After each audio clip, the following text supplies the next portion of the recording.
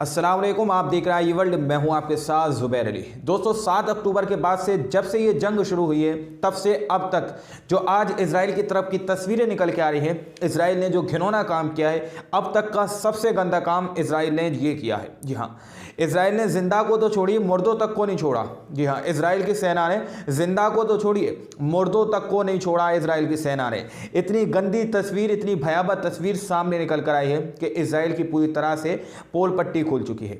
वहीं पर दोस्तों डोनाल्ड ट्रंप की तरफ से बड़ा बयान सामने निकल कर आया है, जो वर्ल्ड वार 3 की लोग आशंका जताते हुए नजर आ रहे हैं कि जिस तरह से चारों तरफ ये युद्ध छिड़ चुका है और वर्ल्ड वार को लेकर डोनाल्ड ट्रंप ने बड़ी आशंका जताई है। वहीं पर दोस्तों ईरान के राष्ट्रपति रईसी की तरफ से बड़ा बयान निकल कर आया है इजराइल के लिए।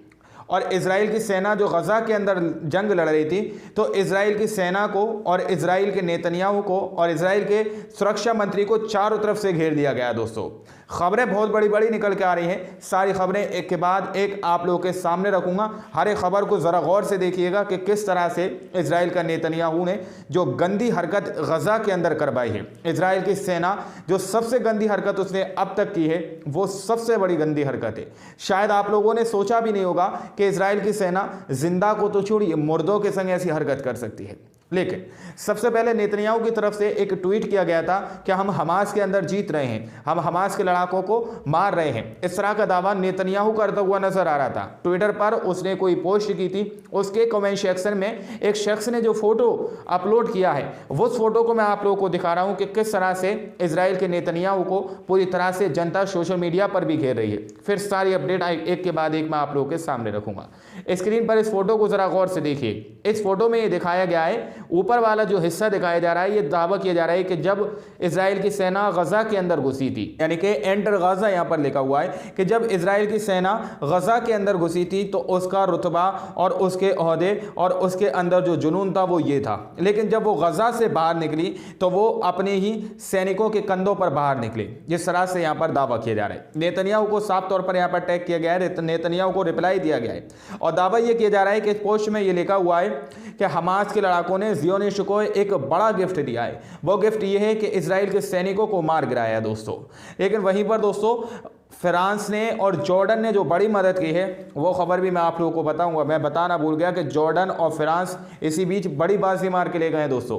अरबी देशों को उन्होंने ये संदेश भेजा है फ्रांस और जॉर्डन ने कि हम इनकी मदद कर सकते हैं, तो तुम क्यों मदद नहीं कर सकते। जॉर्डन और फ्रांस की खबर भी आप लोग देख कर जाइएगा।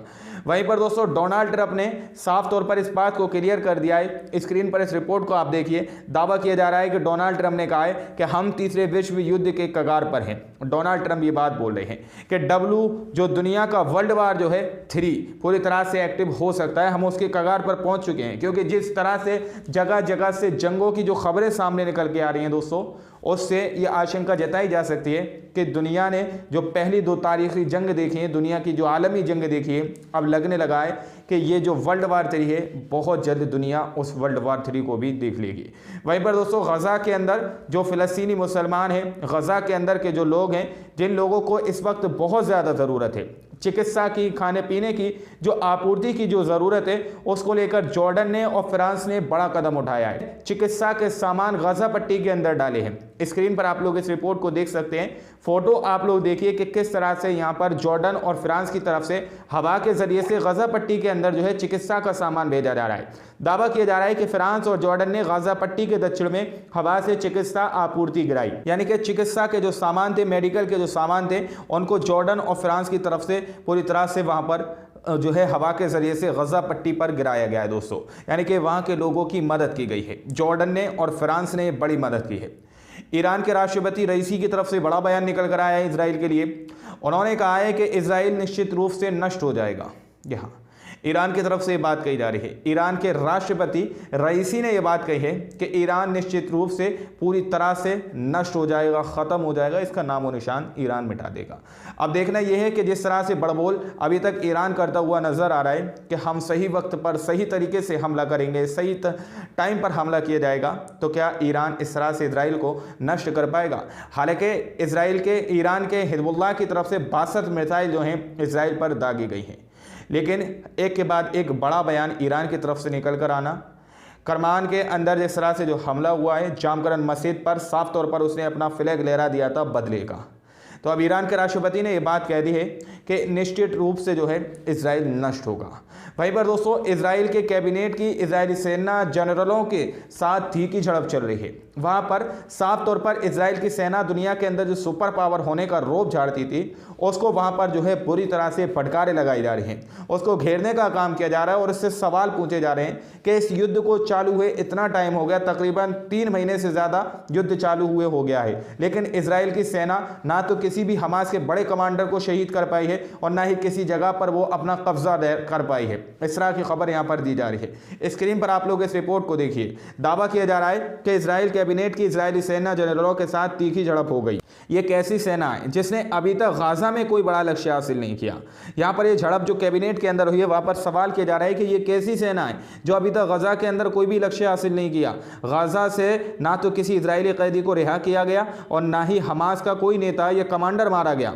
हमास अब भी शक्तिशाली है और इजराइल के लिए खतरा बना हुआ है। इजरायली मंत्री, इजरायली सेना प्रमुख और अन्य जनरलों का अपमान कर रहे हैं लोग। वहाँ की जनता इजराइल का मंत्री की, इजराइल के सेना की और प्रमुख के और अन्य जनरलों की पूरी तरह से अपमान कर रहे हैं कि ये कैसी सेना है जो गजा से अभी तक इजराइल के बंदियों को न छुड़ा पाई, इजराइल के नागरिकों को न छुड़ा पाई, ना ही हमास के किसी बड़े कमांडर को या किसी बड़े शख्स को शहीद कर पाई है और ना ही गजा के अंदर किसी भी तरह का अपना लक्ष्य हासिल कर पाई है। हमास जिस तरह से 7 अक्टूबर को शक्तिशाली था, आज भी हमास उसी तरह आज भी शक्तिशाली है दोस्तों। इस तरह की बात वहाँ के लोग करते हुए नजर आ रहे हैं, लेकिन आपसी में इन लोगों में जो भारी फूट पड़ रही है दोस्तों, इससे अंदाज़ा लगाया जा सकता है कि इजराइल का नेतन्याहू पूरी तरह से कमज़ोर होता हुआ नजर आ रहा है। लेकिन बावजूद इसके ईरान यमन की तरफ से जो है उस पर हमले किए जा रहे हैं। हिजबुल्लाह ने और हमास ने मिलकर इजराइल पर हमले किए हैं।